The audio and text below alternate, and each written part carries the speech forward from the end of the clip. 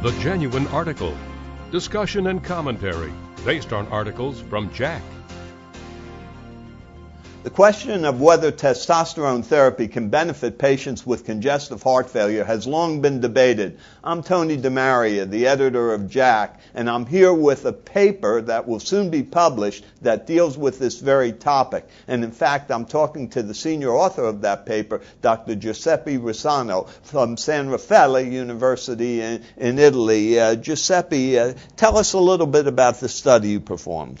Yeah, we studied 36 women with heart failure that we've allocated to testosterone patches or placebo, and we tested exercise capacity, 6-minute walking with 6-minute walking test, and MVO2. We also tested muscle strength and insulin sensitivity, and at baseline at the end of the study, and we found that at the end of the study there was an improvement in exercise performance measured by both MVO2 or 6-minute walking test, and that was coupled with an improvement in insulin resistance, but also in muscle strength.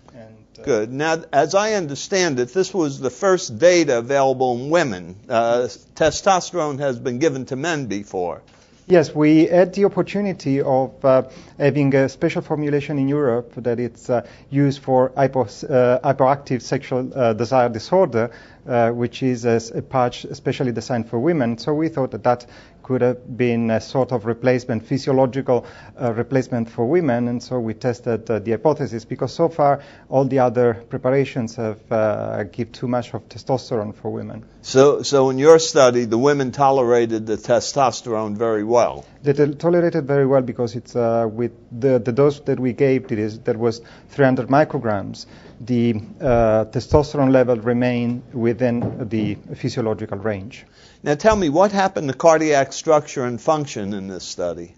As we did in our previous study that was also published in JACC last year, in men, we didn't find any significant change in left ventricular ejection fraction or in contractility.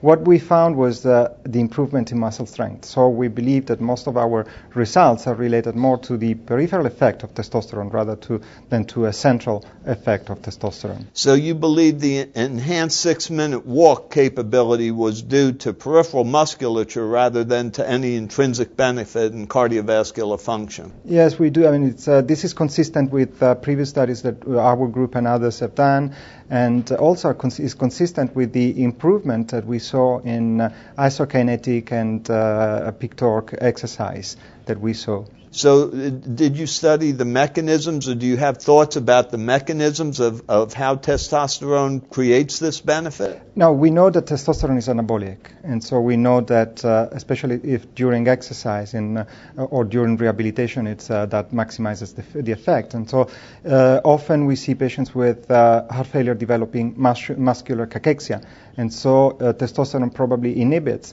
this development of cachexia through both an anabolic effect, but also through a vascular effect, because in the early 90s we've shown that the testosterone improves endothelial function and blood flow into the muscles.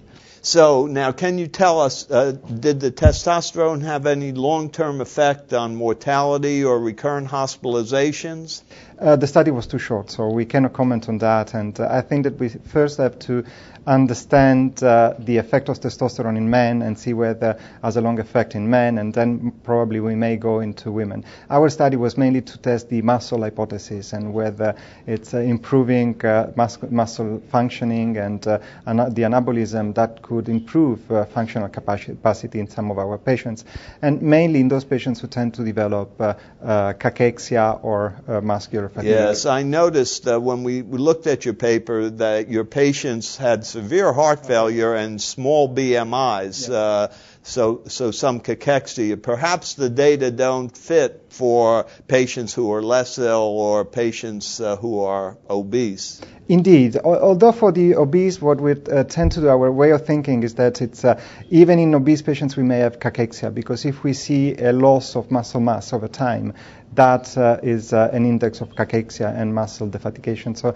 it's probably what is important, what will be important in the future in order to understand the effect on exercise capacity is also to couple the measurement of muscle mass together with the measurement of body mass index.